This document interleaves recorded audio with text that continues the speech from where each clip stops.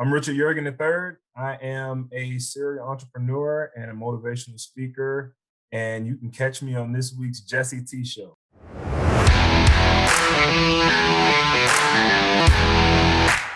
Richard, it's been a long time coming, brother. Welcome to the show.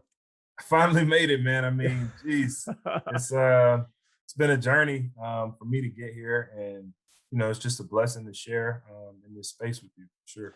Brother, likewise. And you have such a powerful story that I felt completely, I knew I was called to share, to get it to as many people as possible, because it's a story of strength. It's a story of vulnerability. It's a story of overcoming the odds. Tell us, who are you? What's your story? What's your journey, brother? Well, I'm Richard Yeargin III. I'm Fort Lauderdale native. I have lived a life of just challenges, but also within those challenges, I've lived a life of purpose and meaning. And so, it started back in 1996 when I was born. To Janice and Richard Yeargin. My father, he's senior. My brother, he's a junior, and that's why I'm the third. So there's three Richards, and it's an honor and a privilege for me to share, my story and my journey. But the one thing that I think stands out the most to me is, there was this lady by the name of Margaret Yeargin, and that was my grandmother.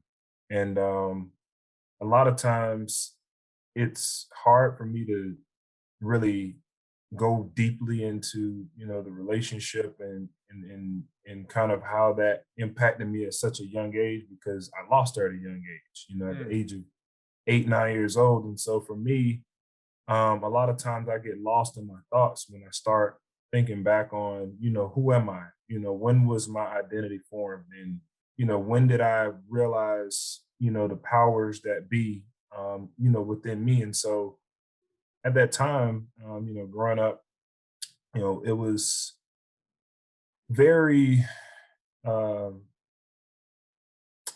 it was very enlightening. There was a lot going on, especially in the rap culture, in the neighborhoods, and just in general. And I was blessed and fortunate enough, to have good parents and a grandmother that kind of set the tone for me and who I was going to be early on. It had nothing to do with football, right?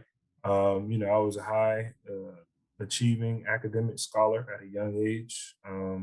Was at a very prominent um, African American based private school that basically enforced a grade ahead learning. And so I've always prided myself on reading, writing, and basic arithmetic, and being able to express myself and understand the power of words, the power of thoughts, Yes. and that those are the things that I really enjoyed about my childhood, was learning new words, learning vocabulary, reading out loud, my grandma, writing.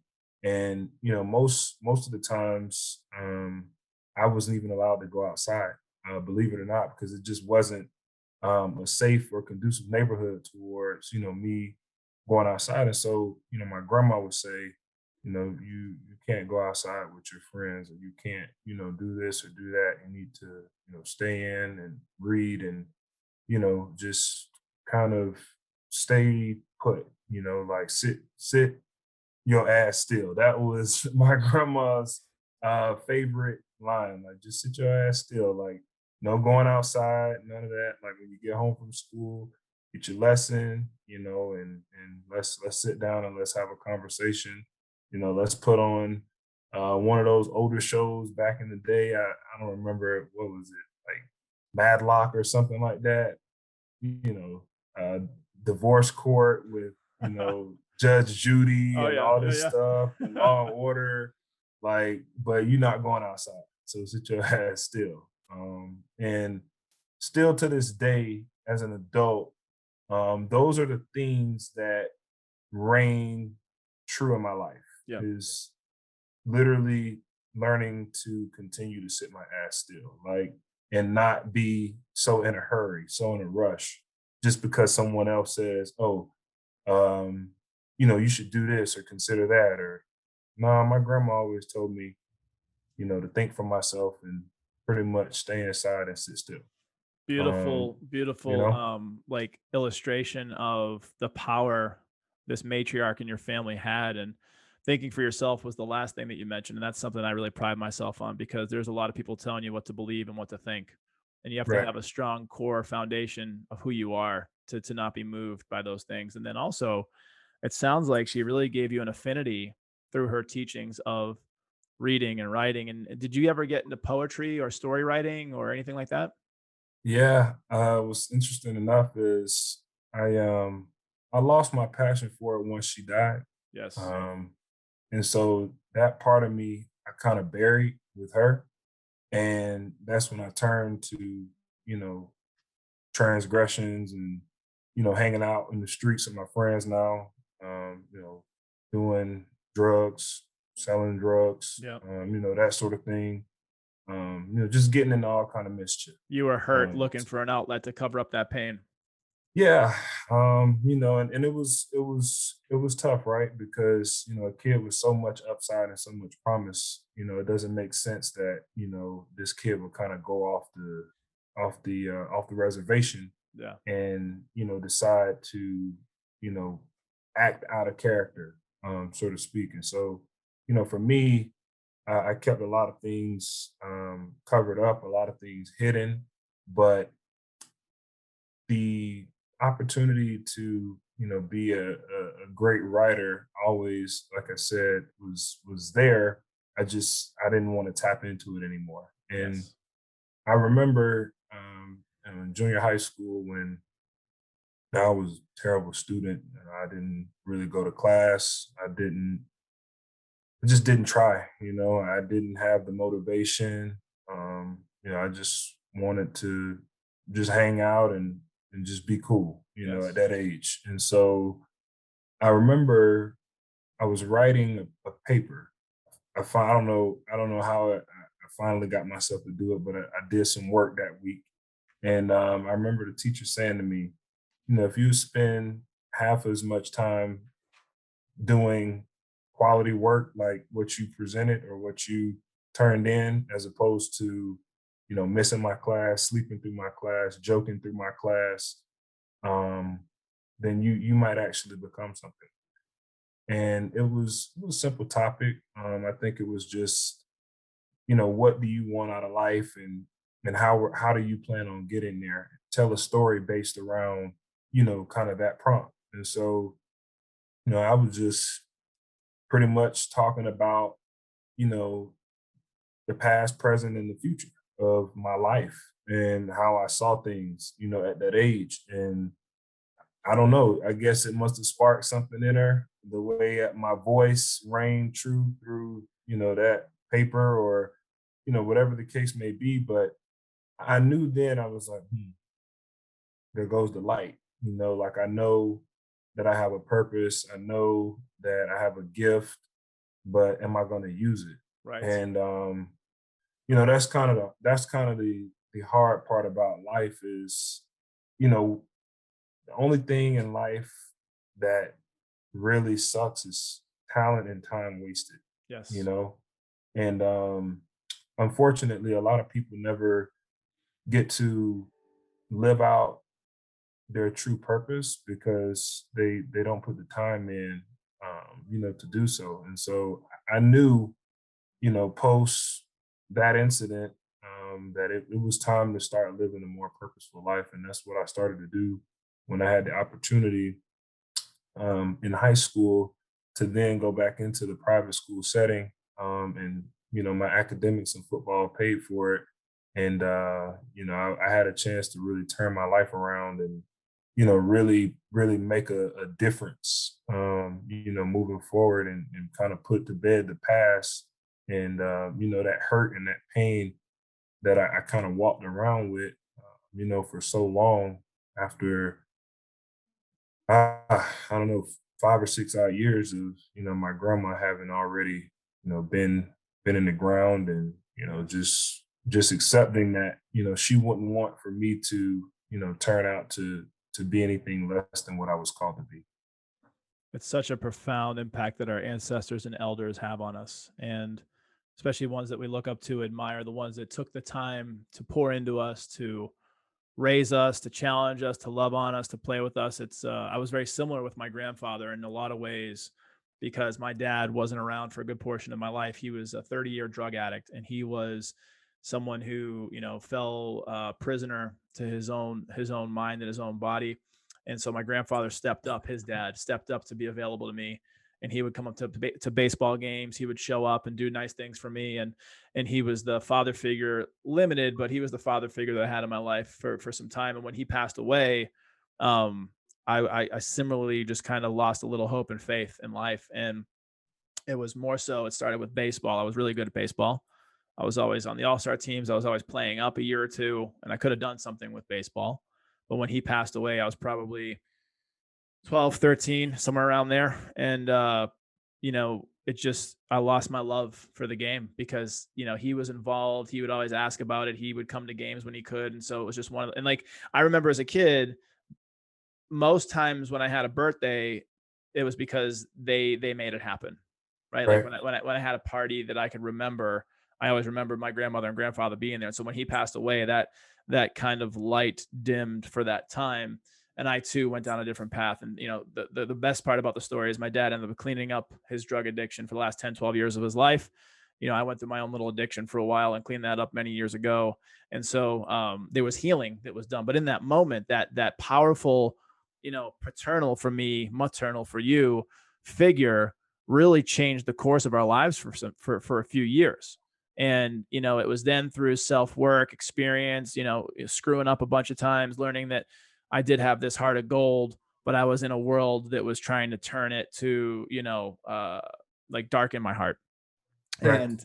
And I finally realized that, through the years of work and evolving, that my heart's is supposed to be given to the world. And so it's powerful, brother, sharing that story. And I want to thank you because it takes courage, vulnerability. And there's this interesting thing called the divine masculine. Divine masculine means being vulnerable. You could be a warrior poet. You could be a Right. badass. You could build kingdoms. You can protect your family, but you can also be vulnerable. And that is Sure. so strong. And we need more of that in the masculine. So I appreciate you sharing that, brother. I appreciate you, giving me a safe space, like I said, to, just be able to have a conversation with an open mind. Just the way you started things out gave me the courage, to be quite honest. I didn't know how much I would share or how deeply I would go. But, you mentioned, how strong addiction can be and, the depths of impact that it can make Yes. on you. And I want to kind of pause there and rewind, for many years I've I've held this in and I've done the world such a huge disservice by not sharing. It's very selfish, but the root of addiction is selfishness, like not being willing to surrender. And one of the things that I learned, during recovery, because I myself struggled with addiction and it reigned deeply in my family.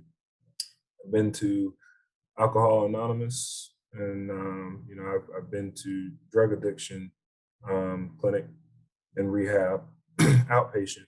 And both times, I realized I have no I have no words for how many times you think about relapsing on something or, having no hope or no faith. Yes. But it's because you're not willing to surrender. And in surrendering, that doesn't mean that you've admitted defeat or that you have no power. I mean, we're all just sick people trying to get well every day. And until we embody, what that looks like for us, we'll never reach the pinnacle of recovery. Right.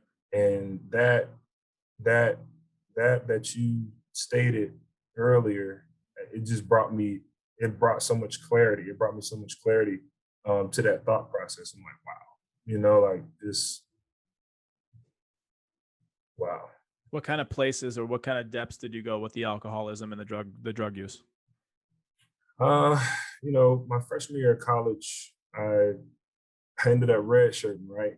And I'm like, man, I'm this all-star, all-American recruit, going to Clemson, and I shouldn't have the red shirt. You wanted to play. Yeah. Yeah, what do you mean? What do you mean? And so obviously you get on the college scene, there's some things that interest you, women, The lifestyle, partying, baby. I get it. the lifestyle. And just one too many cups of Jack Daniels will put you Yes. there, and Especially that it environment just where everyone's doing it.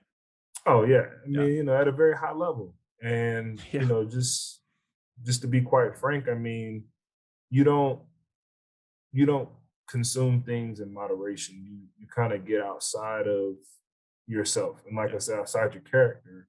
And next thing you know, you're in these situations where it's one close call after another. And you look at the you look at the evidence to what leads to those close calls, and alcohol is in the mix Yep. 99% of the time. Yep. And so for me, it took some strength to be able to say, you know what, um, I think I have a little bit of a problem. And before things get worse, I need to, address this by, sitting down and, having a conversation or two about this. And so, that's kind of what I did, about a 3-month process, of going to the classes and repeating the 12 steps, and Yes. listening to other people's stories and understanding just the levels of alcoholism, and how um it impacts generation after generation after Yes. generation. um my grandfather struggled with it. My uncles, father, just a lot of people in your family. They have their own addictions and struggles, and then it ends up coming back full circle. Yes. And how do you end the cycle of a generational curse like that? Yeah, it's And not, generational trauma. yeah, and not hand that down to your offspring. Yes. You know. Damn, brother. And so were there in the 12 steps, were there people that you had to make amends with due to some of the things that you had done during your days of drinking, and how was that for you? Was that healing for them, healing for you? What was that overview? Yeah, I mean, it comes a point in every person's life where you have to be willing to forgive 70 times 7. That's what the Bible says in Matthew. And You said that 70 is times 7? Okay. 70 times 7. Wow. Check it out. Yep. Um, and until I realized that there's no limit on forgiveness, um, I never really was able to accomplish what I set out to accomplish in those times of, therapy, rehab. And I um I say this, I mean, it's still a work in progress, right? Still to this day. Um, as you mentioned earlier, I'm still in the healing process of some things Of from, course. my childhood, or, my earlier days. And that process, I feel like you can't really put a time limit on it. And forgiveness, you can't just say, "Oh, I forgive," and move on. You really have to search deep within your heart, Yes. not your mind, but your heart, and remove anything that is holding you back from that. And that takes time. It Yeah, just it just really takes time.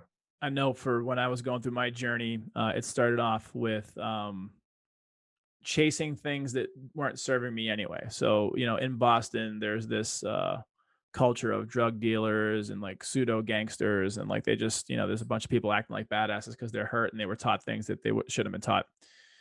And so I grew up in a neighborhood where people were selling drugs, doing drugs for generations, and including my dad. He was doing them more. He didn't really sell them. And so I had friends that didn't have jobs that had nice cars, motorcycles. They were going up to the club every night, Monday, Tuesday, Wednesday, Thursday, Friday, Saturday, Sunday. They had girls in their arms. And, I grew up with an entrepreneurial spirit. So what that looked like before I got into the drug sales was buying, selling, trading comic books and baseball cards, because I had a best friend who had his grandfather owned this place called the Rookie Store, the Rookie Shop. And the Rookie Store, the Rookie Shop was like comic books, baseball cards. And so I saw the business of this. And then it was something I was into. I was into sports. I was into superheroes. And so I had this entrepreneurial hustle that led into the things like shoveling snow for money, or going over to Logan Airport and returning little smart carts that would pop out a quarter in the stall. And like, you could really, the fun part about that was getting chased by security through the terminals, but like making a few bucks doing it. And so like there was this hustle that came from a place of scarcity because, mom couldn't afford the new Jordans or the new this, the new that. And I didn't want to be the kid because, you get bullied if you don't have that stuff.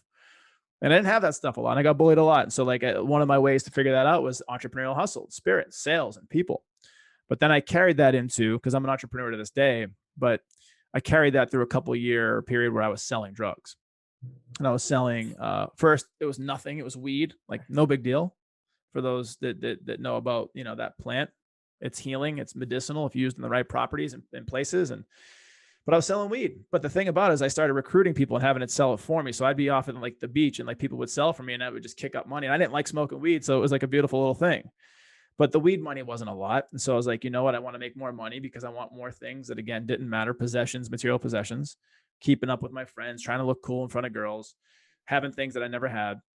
And so I found this thing called OxyContin, which is basically heroin in a pill. And I know because I've done heroin. It's exactly what it is. It's heroin in a pill. And it's just sold by pharmaceutical companies. So it's okay. And so OxyContin went through on a tear for many, many years around the country, but especially the Northeast. And actually, Big Pharma is getting sued, and it has had to pay hundreds of millions of dollars for illicitly selling and pushing out OxyContin. There's just been a huge thing that's happened over the last year, which is beautiful. And again, it's our responsibility as the user, but at the end of the day, they make it easy to get it in the hands, right? Right. So long story short, man, I went down a deep hole, man. I was selling OxyContin. I was using that same model of having people sell it for me, but then I started trying it. And I remember the first time I tried it, I threw up. I sniffed it and it was gross and threw up. And I was like, oh, I'll never do this again. But because of the environment I put myself in, I don't even believe so much in genetics anymore about like my dad was a junkie, I'm going to be a junkie. I've broken that generational curse. But I did go through it. And one of the things it taught me, well, before I get to what it taught me, did the OxyContin. I was doing it every day. I was sniffing it every day. I was running around doing crazy shit. And eventually I couldn't support the cost of OxyContin by selling it. And so like I stopped selling drugs and I started, like, whatever money I had, I started buying heroin and sniffing heroin. And when sniffing heroin wasn't the jam, I started shooting heroin. So for about a year of my life, I shot heroin. And it was interesting because I hated my father growing up because he chose drugs over me. And I remember times he'd come to me on Christmas and like ask me for money and like break my heart because like as a kid, you shouldn't be asked by your dad for money to go buy drugs on Christmas. And I remember hating him for that. But the learning I got through the whole experience of myself becoming a junkie for, a total of a couple of years with other drugs, but heroin for a year. I learned so much about my dad that I would have never known because I actually stepped in his shoes, not in the best way, obviously, as a junkie, but right. I had so much empathy for my father that years later, when he cleaned up and we started doing some healing together, I invited him to be the best man at my wedding. And I called him up. He's up in Boston. He's, old school, like Italian, like from Boston. He's kind of got this swagger about him. He talks like, he's like that a little bit. Like everybody up there is like that. And I call him up on the phone and I'm like, hey, Dad, I love you so much. And, I'm really thankful for where we are. And I really feel called to invite you to be the best man at my wedding. And he goes, the first thing, because Boston people are smart asses. They're considered like people from Massachusetts are called massholes. He goes, and you probably know this, right? Because I think you played up in that area. He goes, what? You don't have any friends? And I'm like, you dick. I have friends. I have like 8 groomsmen, and any one of them could have been the best man. But bro, like this is like my way to say like the olive branch, like let's heal together. And ever since then, like the last 10 or 11 years of his life, he cleaned up from heroin. It was on a little bit of a methadone treatment, but he wasn't doing heroin anymore. He wasn't chasing the dragon. He wasn't fucking people over. He wasn't fucking himself over or anyone in his family. And the healing that came from that and really just showing up for him after he was never showing up for me. It was so cathartic. And all this to say, you brought up forgiveness. I had to forgive myself. I held a hatred. I held an aggravation and anger towards my dad for never being around. So even before I could forgive anyone else, I had to forgive me and surrender. I had to surrender. And those two things allowed me to reestablish a relationship with my dad, who was always quirky afterwards. He just, he did so many drugs. He was just always a little bit off, but it was so friggin' beautiful. And you know what? He was able to come into my life, show up for me many times in his last years, and then also teach my sons pivotal things like how to swing a baseball bat, how to play with certain things. Like he was there, and to go from a kid where my dad, everybody knew him as the junkie and like the abuse that was, and like he was a loser and all this stuff, and kids would make fun of me and all that shit. Like I was so healed, and so much came from that, brother. It was fucking powerful. Wow. That was the way you shared that, and the level of like peace that I hear in your voice and in your spirit. I mean, my question to you is, how long did it take you to reach that level of resolve? I'm Yeah. just curious. Yeah, Like, man. So my dad passed away in 2018, mhm, September 2018. If he had been roughly clean for 10 or so years, 2006, 7, and 8, I think is when he cleaned up. The healing process was a lifelong journey, but I really started healing probably around my wedding, when he came down for the wedding. mhm, And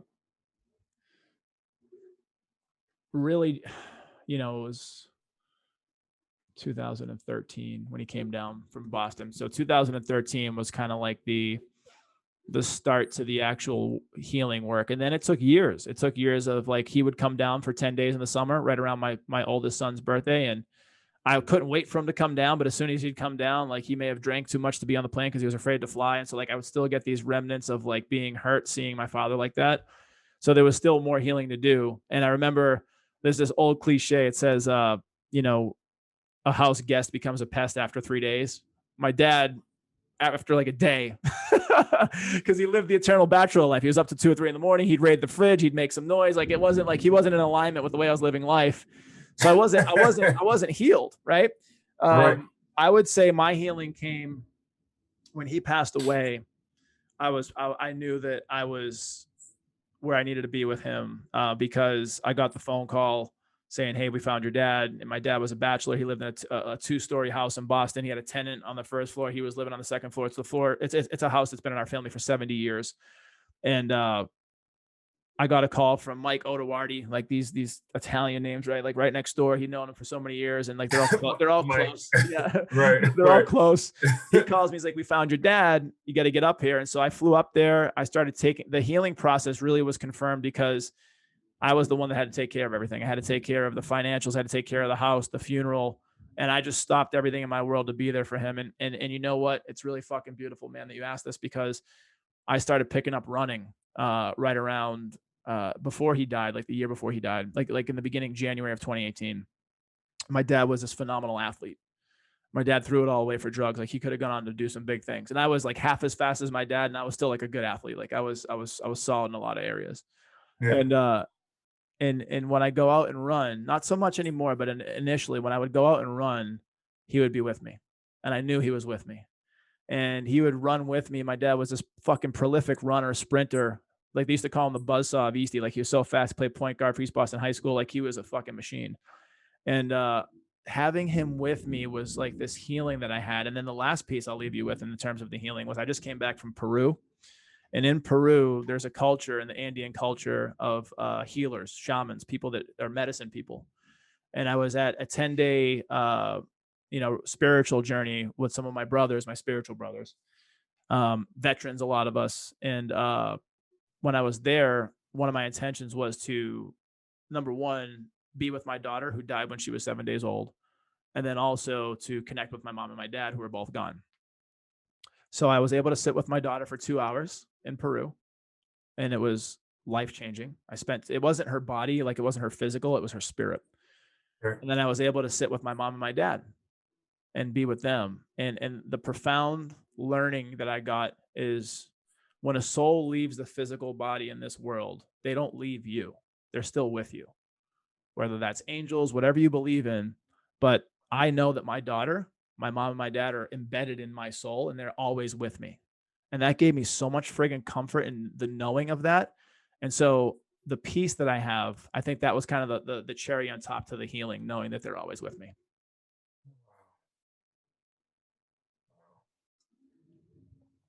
That's that's more that's more than you can ever ask for in life, right? Is like internal peace and ultimate healing. Yes.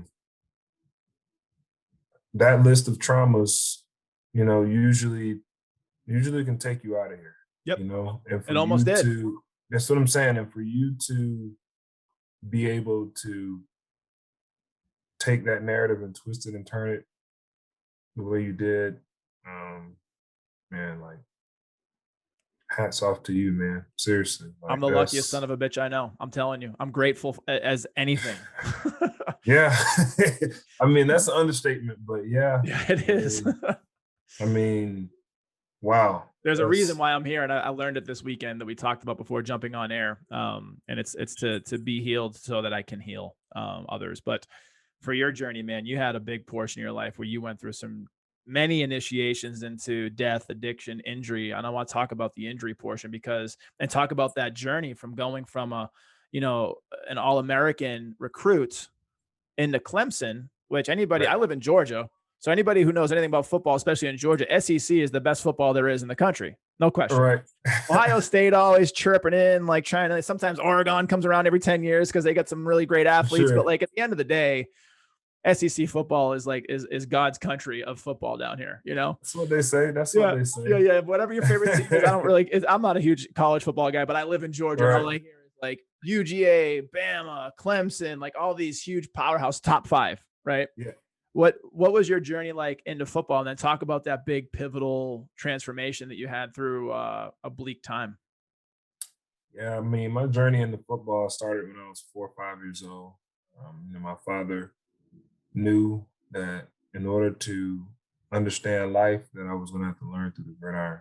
And I tell you what, he wasn't wrong. Some of the best lessons that I learned took place in between the white lines, Yes. and it really taught me the meaning of strength, the meaning of um, just having knowledge. Like in order to play football at its highest level, you have to be knowledgeable on the game, and you have to have a passion for football in order to continue to excel on the field, as well as off the field. And so, I mean, from the time I was 4 or 5 years old, I didn't love football. I enjoyed it, but I didn't love it, Yep.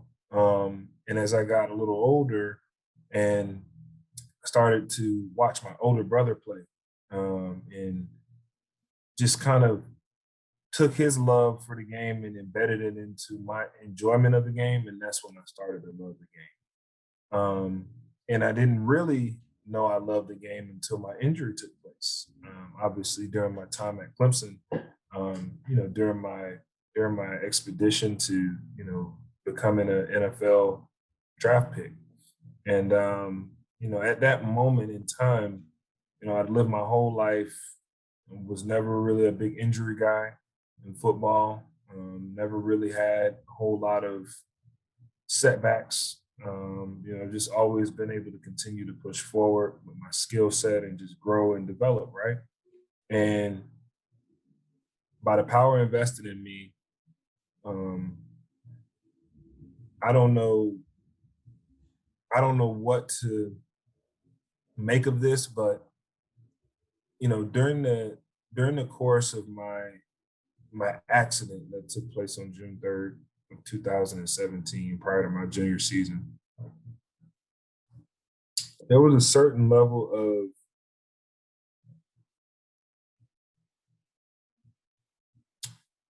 change that took place in that moment. And I've been listening to this podcast, by Inky Johnson that he's come out with, and it's called Serendipity Moments, right? Yep. And the things that happen to us that would cause for a dramatic shutdown, or just for you to, like you just stated, kind of go the opposite way, but then make that turn to then say, you know what, I'm going to use this to propel me forward as Yes. opposed to knocking me down.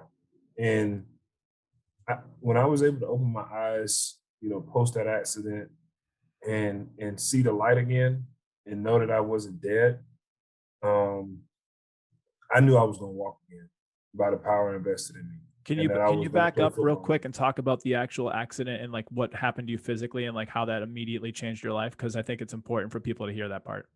Yeah. So what really took place, just so that we can make it clear, I was driving on a rainy day in South Carolina, Greenville to be exact, and the roads were under construction, and my tires locked. The car kind of went off trail. I would say hydroplane, and I had a rollover, Mm. and I mean I broke my neck in 3 or 4 different places, and Buckled up too? buckled up. I mean, if I Damn. wasn't buckled up, I would have been ejected from the car, and my body would have been in probably several different pieces. Um, so thank God for seatbelts, right? Yeah. That kept me in line as the car, flipped over, did its thing, and was totaled completely. Damn. Um, all I remember really was being rushed, to the ambulance, and rushed to the hospital, and just a bunch of tests being ran, and doctors coming in and out of the room, giving their take, and I'm just kind of laying there looking up, and all I can see is the ceiling. I'm like, man, beyond the ceiling there's a sky. Beyond the sky there's heaven above.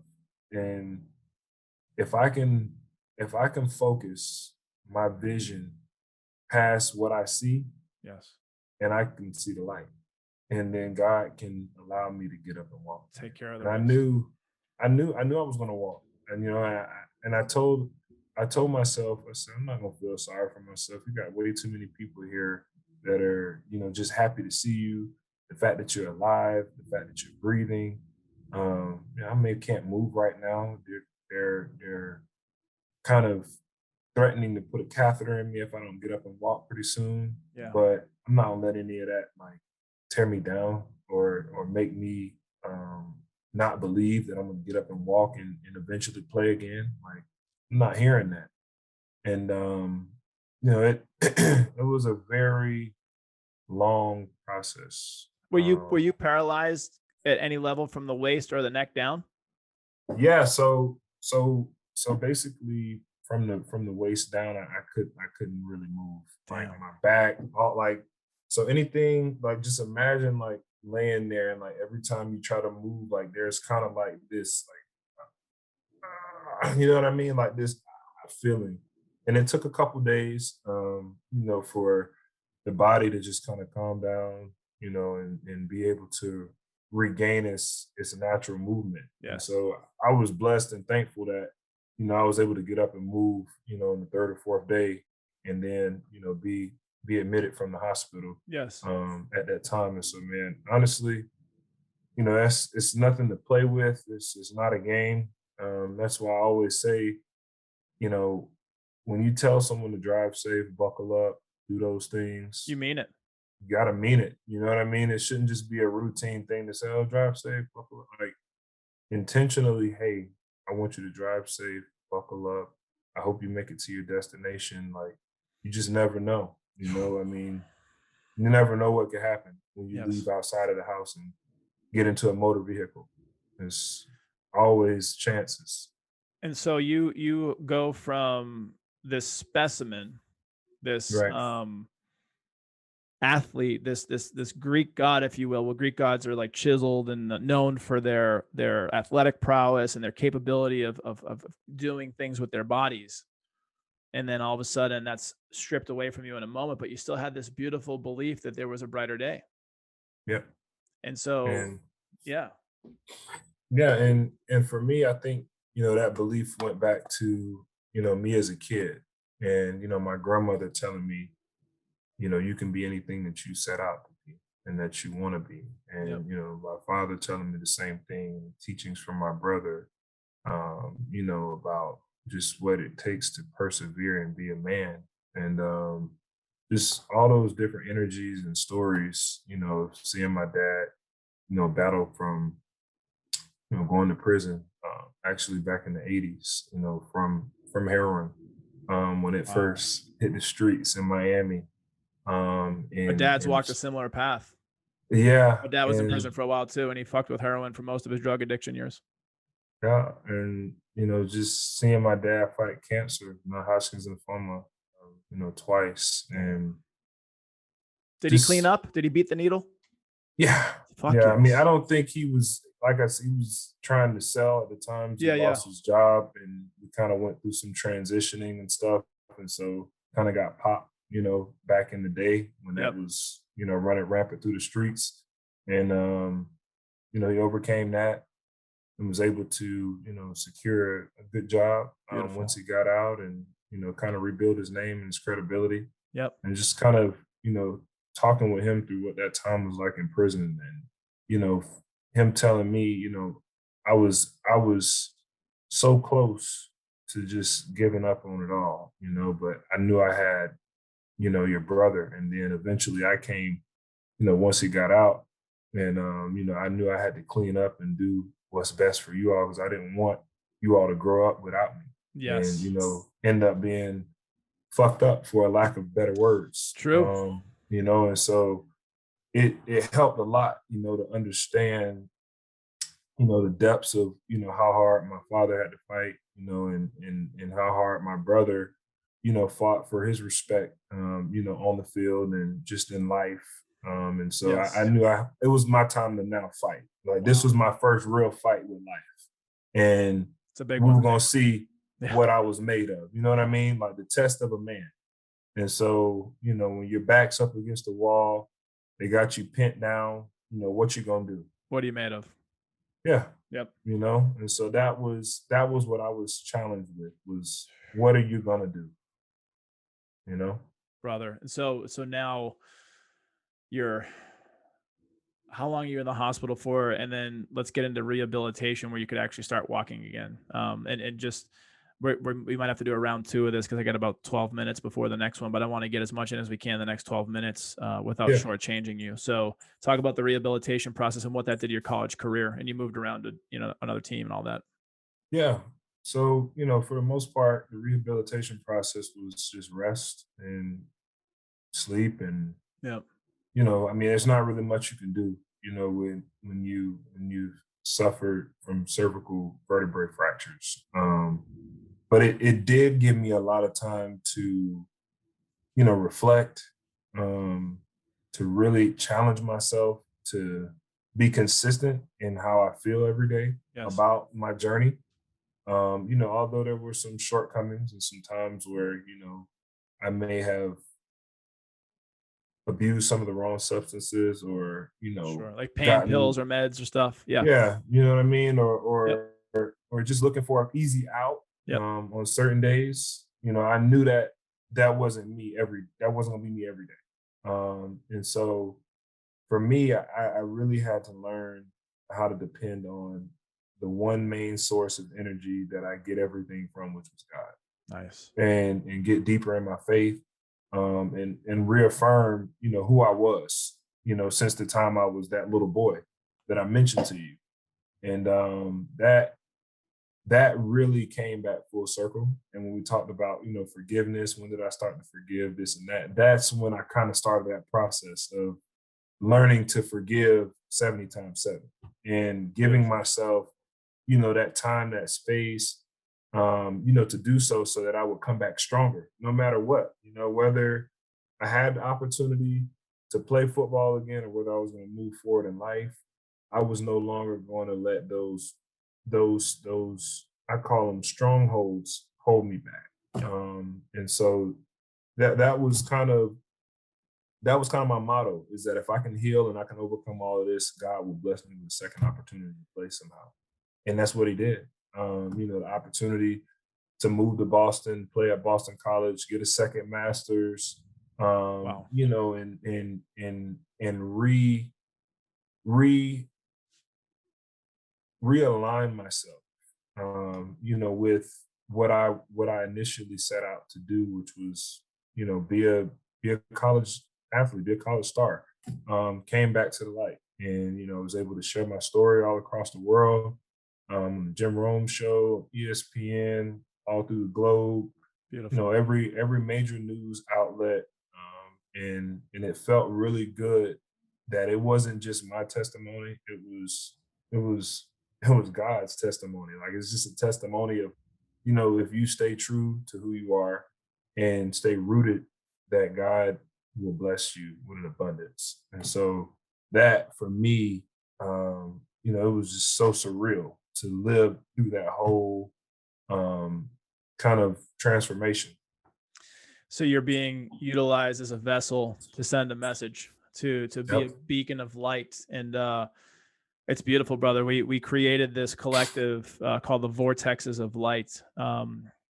Vortex is a couple of different things, but specifically the why we thought about it was there are places on Earth. Sedona, Arizona is one of them, where they have these vortexes of energy. And from consciousness to spirituality to wisdom, all these different things, all these really important places that are scattered around the globe for a reason, and they're very powerful. And so that's the vortex side of it. And light is also, we're facing a lot of different difficulties in this season of Earth, from politics to, you know, pandemic to not having equal rights as a human being. Like, there's so many things that we're facing right now that we need so much light. We need vessels, we need vortexes of light to emit their stories and to shine their light on the dark spots, to be able to raise consciousness and raise awareness and create healing in the world. And I can tell you without a shadow of a doubt, from talking to you a few times and talking to you today, you are on that path and on that journey for a specific reason. Appreciate that. God, source, whoever you pray to, Buddha, whatever your jam is, there's a reason why you're here. There's a reason why Right. you're alive, and you're called to endure this pain to Right. then turn around and heal yourself and heal other people. So where has that mission led you? Where are you telling this story? I know you've been on different, like, you've kind of gone on a tour, whether it's podcast or Jim Rohn, all these different places, but Right. who are the people? Are you getting into in front of kids? And even through COVID, it's different, but like, where are you telling your story? Bingo. So what's interesting is, I was a mental health counselor, for quite some time, and I worked with diversion youth through a program that basically provides second opportunity for first-time offenders, and just for me, just speaking with youth on opportunities. Yes. Like, the word opportunity reigns so high on my list of, like, vocab words. And it's so fun to talk about an opportunity that you got, Yes. whether it manifests into something big or not. Just opportunity is everywhere, Yep. and that's kind of my mission and my story that I share with kids. Is like, you have an opportunity to live. Like, there's a lot of times you get to be an adult, and whatever hand is dealt to you sometimes is just a result of you not taking on opportunities early on in life. Yes. And Yes. so you end up living with a list of obligations in your life as opposed to opportunity. And so when I'm sending this message, to younger youth, it's always predicated upon, you have opportunity to change how you think first. Yep. That's the one thing you can control, is your attitude, your mindset. Like I Yep. see in the back, mindset is everything. Like, you may not be able to, be rich or Instagram famous or whatever it is that, Who the hell you know wants what to I be Instagram mean? famous? Fuck that. You know what I mean? Like, you might not, that might not be your calling, but you can definitely impact people with your words No and how you question. you know what I mean? And so if you can start there and plant those seeds in youth early, I think there's hope for the future. And so 100%. that's my main mission, is to save one life at a time, impact one life at a time, change one life at a time, and, excuse me, hopefully be able to leave an impression upon the world. Once my dash is up, and I'm on the opposite end of that thing. You are leaving a message and a guiding light in the world, and even in our connection. You're called, and as you already know, like I would implore you to stay on the mission, stay on your ministry. And ministry doesn't have to be religious for some people, but it's just your message and your guiding light to heal other people. And there's a reason why you've been through these things. And you know that now your message is to be delivered. And our stories that we live are not for us. Our stories are for other people. And telling your story, you give yourself freedom, you give yourself forgiveness, you give yourself healing, and then that gives people forgiveness to do the same, or permission to do the same thing, because they can see this, what they look at as like a powerful man, someone who's done something and overcome something. Well, if this person can do it, well, I can do it too. And Right. so, brother, I'm super grateful that we stayed connected and we got through some scheduling stuff over the last few months. And we just said, when the time's right, it'll be right. And And today here we was are. right. It was Yes. right, man. I'm Yes. telling you, like, God has a mysterious way of working, man. And I don't think I was ready. Quite frankly, a couple months ago, anyways, Sure. just dealing with a lot of stuff, man. Sure. Still cleaning up some stuff in my life personally, and just reconciling with a couple of things. And so I think that today, as we sit here on May the 3rd, 2021, I can honestly say I was ready for Beautiful. this opportunity, and I Ready to appreciate you receive you. having me. I'm, I'm Thank you. I'm grateful for you, and I'm grateful for you sharing. It's power. There's courage. I'm telling you, man. We're entering a new age in this world where men can be vulnerable yet still know that that's power. You Right. can be physically powerful, you can be mentally powerful, you can be successful as a man, but when you're vulnerable and you can touch the lives of other people, and then you're sharing your power, you're literally giving what it is that makes you special. You're giving permission to people to do the same thing, and that's changing the world. Mm, It's literally mm, changing the world. Brother, I'm mm. proud of you. I love you. I think you're an amazing, mighty, powerful human being. Love to Thank you, continue our brother. Love you too. conversation. Love to Yes, continue sir. to see where our journey goes. But he Sedona. is Sedona, baby. Sedona. Sedona. Sedona. You got me lifted about Sedona. So I'm gonna probably join you in we're gonna Sedona. All we're jokes gonna aside. keep changing lives together, brother. And who knows where our journey takes us in the lives that we can touch while experiencing life and being students. But I'm so thankful for you, Richard Yeargin III. I'm Jesse T. Be sure to Yes, catch us sir. on next week's episode of the Jesse T Show.